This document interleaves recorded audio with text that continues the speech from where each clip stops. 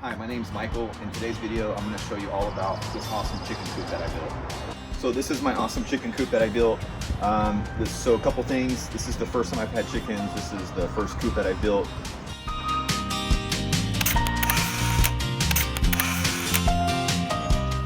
And there's a lot of cool features in this thing, which I'm going to show you guys. So we'll go ahead and start from the ground up and kind of show you guys some pictures in here of when I started and what this kind of looked like. So this was kind of all just sloped off. So that was the first challenge of this build, was building it on this slope.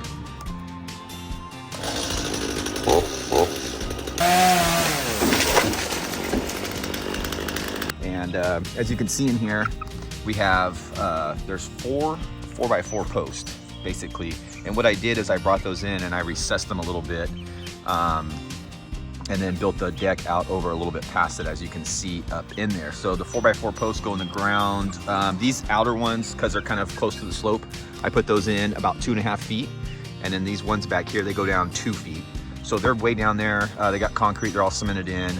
And then sitting on top of those is 4x4 posts, which are not treated. These are treated posts. So they're sitting on there, they're all strapped, bolted. So yeah, the thing is not going anywhere. And then I ran 2x4s across, and again, they're all strapped. And so it's you know, it's built well. I think I overbuilt it in certain areas, but I wanted it to last a long time. So yeah, that's the, I guess you could call the basement. So, and we'll get to the outer sides of that later. We'll continue on with the framing and go on from there. So as you can see, it's completely framed inside and sheeted. The siding, so a couple things on the design. One of the things that we were trying to go for is we wanted it to match our house and kind of match the pitch. So this pitch right here on this roof matches the pitch of the house exactly.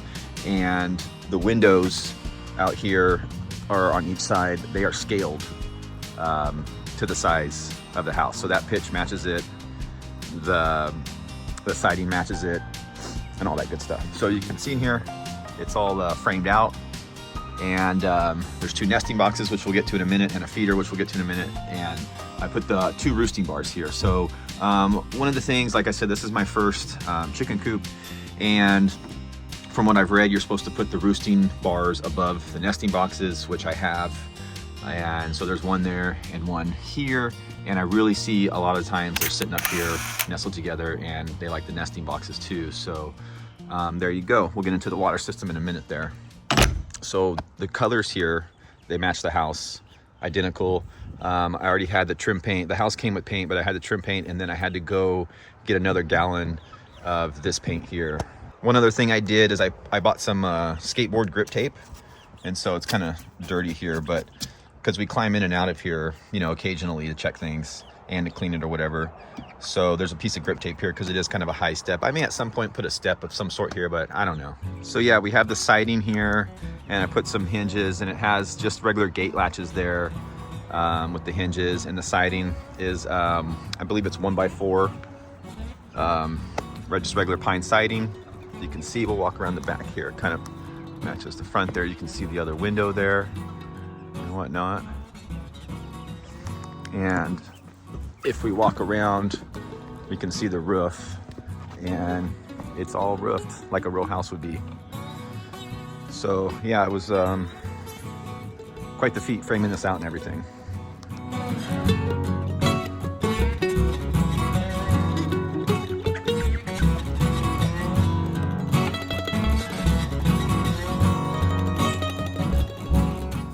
Okay, this is probably one of my favorite features of the build.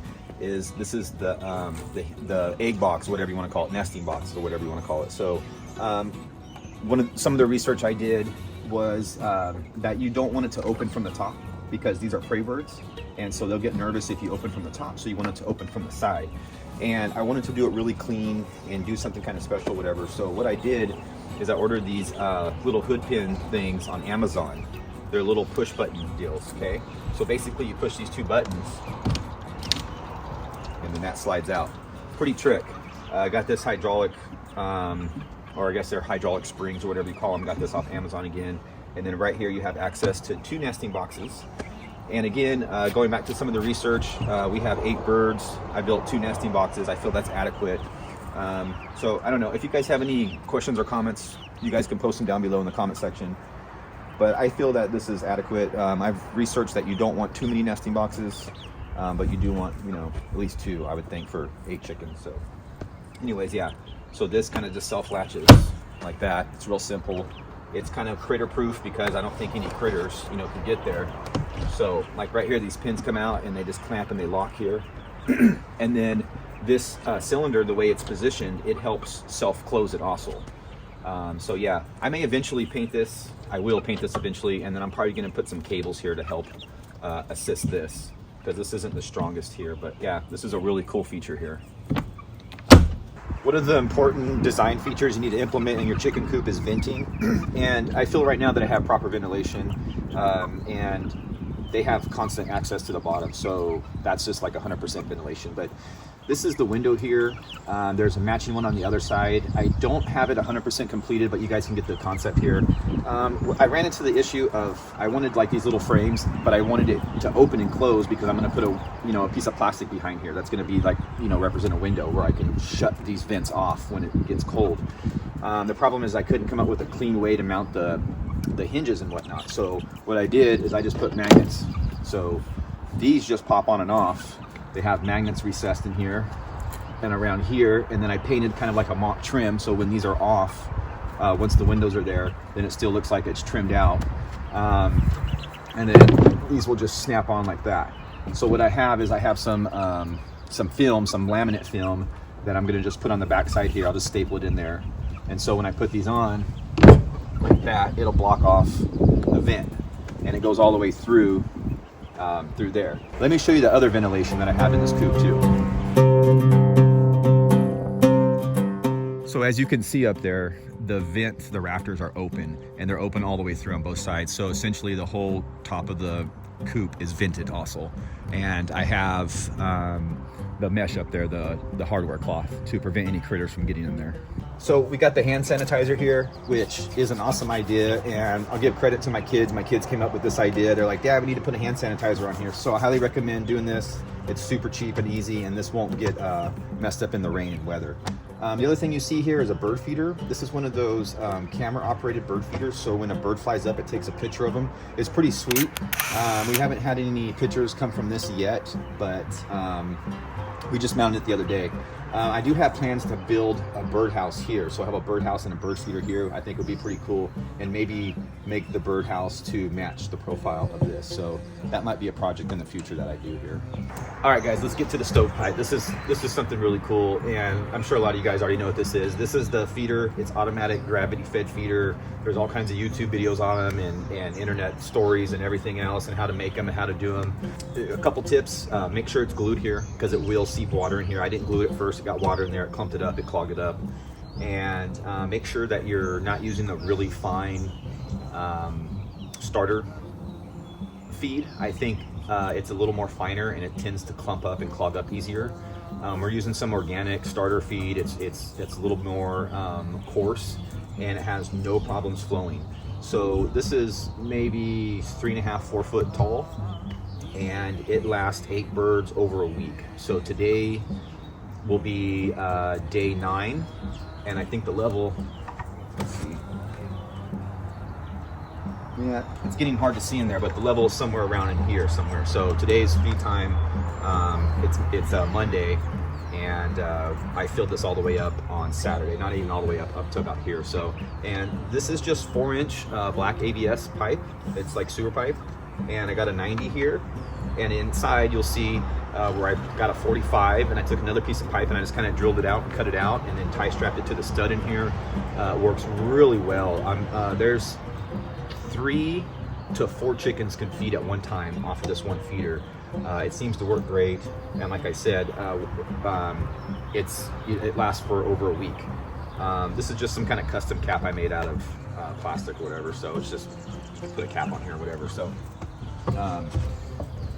one of the goals in building this was low maintenance. So we're using the deep bed method. Again, you guys can research that. It's basically where we run a deep bed of chips, pine chips or whatever, a little bit of haze in there too.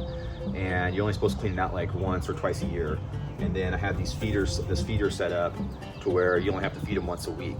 And next we're gonna get to the watering system, which is like another one of my favorite features. This thing has some really cool features. So let's get into the watering system.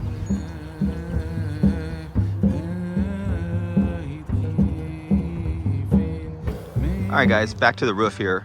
And you can see, just have like a basic rain gutter going on here, right? So I put the rain gutter on here. And as you can imagine, we are collecting rainwater. So these buckets here, again, I got these off Amazon, and what's cool about them is they are food grade and they are made in America. So what I did here is because, so I need this stuff sealed, and I'm not 100% if this is gonna seal or not. I still have these kind of just sitting here because when this overflows, see, what I did is I got a hole here I'll get into in a minute, but when it overflows, the way this thing is leveled and whatnot and where the holes were drilled, if these fill up, then it overflows and goes down and drains out there, which is a really cool feature. So which means this part needs to be sealed. So I have a union, I don't know if you can see it in there, but I drilled a hole in this. This is, again, plastic, ABS or PVC, I don't know what they call it, but it's the plastic rain gutters. You can see in there kind of, it's all connected and sealed. Then it goes to the pipe and goes into there. What I can do if these don't seal, because there's no rubber gasket around them, I can just get one of those little float valves like you find in a toilet. They're super cheap. I can mount it in there. So basically, rainwater comes down here and it goes in here, goes down in there, and then it fills these up. So I have the bulkhead fittings on each one. I did all this, I drilled the holes into them, mounted it all up, and let's see, you can see the water level in there, which is probably right around here. And this has been going for 3 weeks now for 8 chickens. This is total of 14 gallons because these are 4 gallons, I'm sorry, 12 gallons because these are 4 gallons a piece. And according to my research, I've read that chickens will do, 8 chickens should drink about a gallon a day or something. Obviously they're not doing a gallon a day yet. So that all goes to this outlet here, which I have a ball valve here. And so if we need to do some maintenance on the system, and then it goes into it like a little strainer cleaner. So all of it goes to a filter system, and then it goes into the side of the house there on the siding. It goes in, as you can see, and there's a T that drops down, so they have water underneath too. And these feeders I'm using are called the little cluckers. And so when they start to empty, they just tilt up and the little valve comes on, and then it tilts back down when it fills up. So it automatically shuts off. So it's all automatic. So as long as they don't break one of these, I may put some kind of support around them eventually, but I heard they do break. If they break, you know, it's gonna drain the system, right? But we'll see how it goes. I might do something in the future. So while we're down here, this is the basement part, and you can see the ramp. So they have consistent access to the outside out here. And going back to making it critter proof, I use the hardware cloth down here in the bottom. It goes up behind the siding here, and it's all screwed in.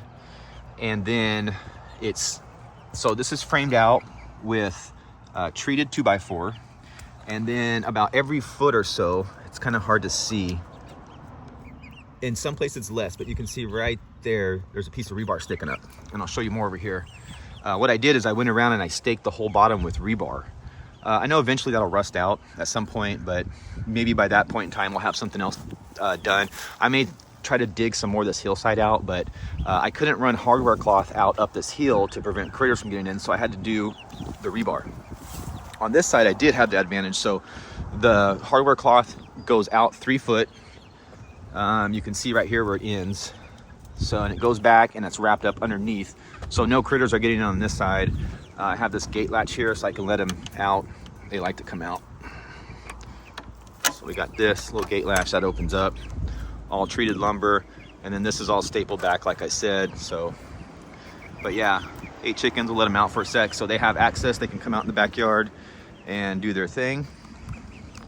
And then coming around here, these railroad ties, it butts up against, so I stapled it all to the railroad ties. You can see a 2x4 back in there. They're starting to undermine that a little bit, but you can see the rebar sticking up there. So right here, it's like every 6 inches, you know. And then we put a rock here. I may put some more rocks along here or whatever, but that's the defense system, along with the latches and what have you. So yeah, there it is for the most part. I just put that weather vane up there, so yeah, but you can see how it kind of matches our house. The siding in the back for whatever reason isn't painted, but yeah, matches our house. The pitch matches. Really super excited about it. Like I said, we're using the deep litter method, and we're learning as we go. We put a little bit more product down here, more chips and more hay. So I don't really like the hay. If you're doing this, I would stay away from the hay and use the pine chips, but whatever, that's just my opinion. I think the pine chips are less dust and more neater and cleaner. They pack easier, it seems to me, so.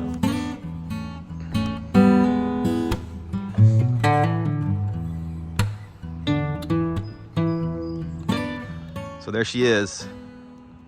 The dimensions are 4x8, so it's basically a 4x8 sheet that's on the bottom.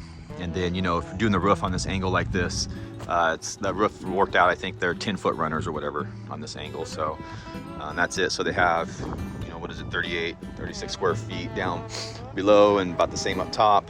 So it's working good. Maybe someday, eventually, I'll put like a run out here. But like, again, we're on a slope here, so it's kind of hard. But I think this works out fine. Every other day we come out, we let them run around for an hour or so, and they peck through the ferns. They seem to love those ferns. But yeah.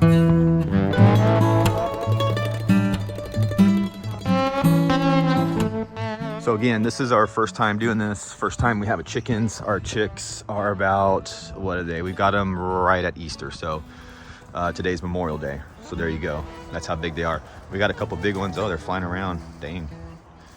But yeah, so yep, loving it. It's a success. Thanks for tuning in. If you guys have any questions or comments, post down below and I'll try to answer them, and all that good stuff.